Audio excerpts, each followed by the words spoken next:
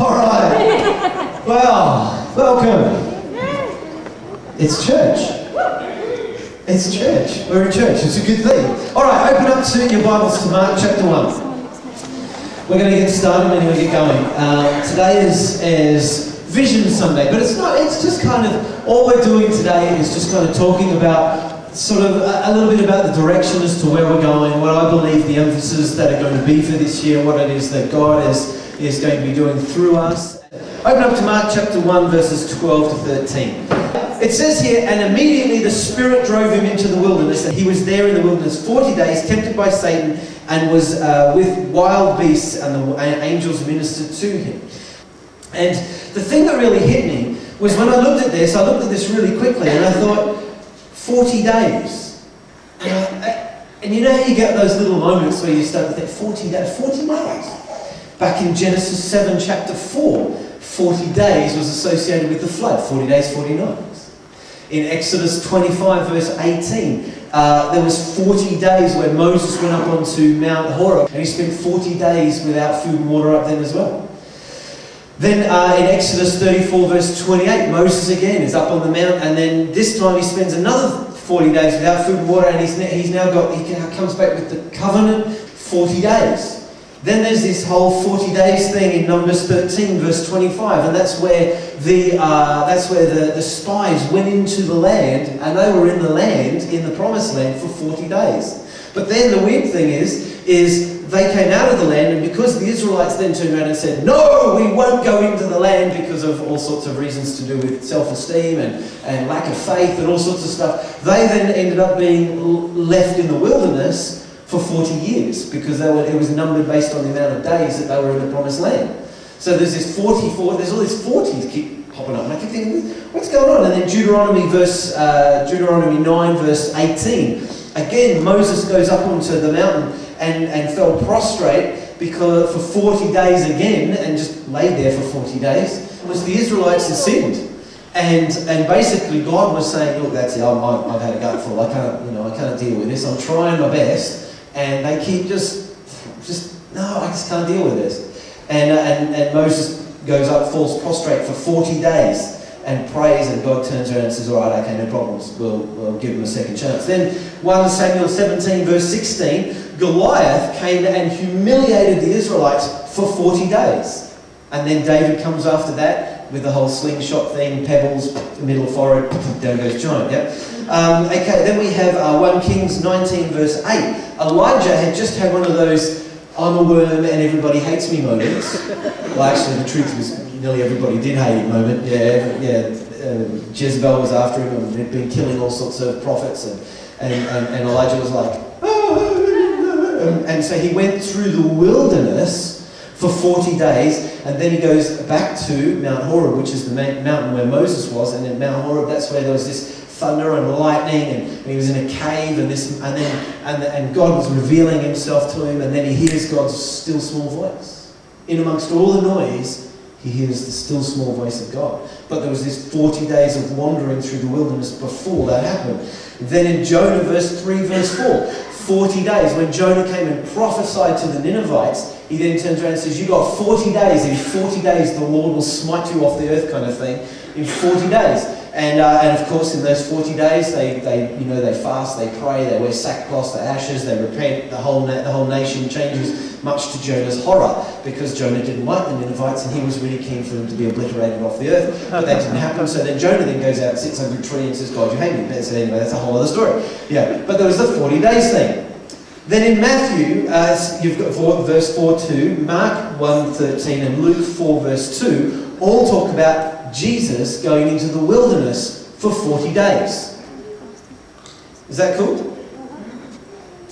Each one of these is, I see this 40 days thing being, it's associated with a time of testing. This 40 seems to represent this period of testing. And after each time of testing, there was always a shift that happened in the heavenlies. And the focus changes back onto the purpose or back onto what the overall story is actually about. And people, or the whole nation, begin to reconnect with this story. They reconnect with the original vision that God has for them. They reconnect, but they go through these periods. There's these 40 days is very much this 40 is associated with this shifting that goes on in the heavenlies, and then comes a massive breakout, a breakthrough. Something amazing then changes post this period of testing. Right? We all got that concept of 40. If you genuinely, and I mean genuinely, want to see everyone in this city living the original dream, God's dream for them, then we need to be committed people who this year will do everything within their power and ability and resource to make the cause of Christ the priority of their life. And this is what the 40 thing was all about. I'm asking for anybody who is committed to join with me in seeing this city and every single inhabitant within it discover the freedoms, the joys, the hope, the life, the value, the purposes that we've discovered through knowing Christ.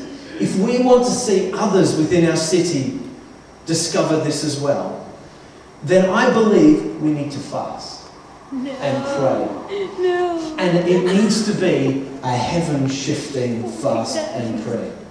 Maybe for 40 days you sacrifice telly and spend the time having people around, praying or studying the Bible. Maybe for 40 days you will sacrifice one meal a day and spend time praying or studying the Bible instead. It doesn't matter what the sacrifice is, just really the sacrifice needs to be something that's core and central to your life. This is prayer and fasting. You fast and you pray. They go together. If you fast and don't pray, all you're doing is starving yourself. True? Yeah. Fasting and praying. Has to be something associated with not going to open something in the heavenlies. If we go through a period of this for 40 days, be warned, this is not going to be simple. The 40 I talked about earlier, some went through anguish for 40 days. Others got revelation for 40 days. Others walked in the promise for 40 days. Others went totally without. But the thing is that the 40 days is clearly connected with a time of testing, and then at the time of testing, the heavenlies are shaken. And there is breakthrough. There is breakout. There is change. There is a reconnection with God's original dream by the whole community.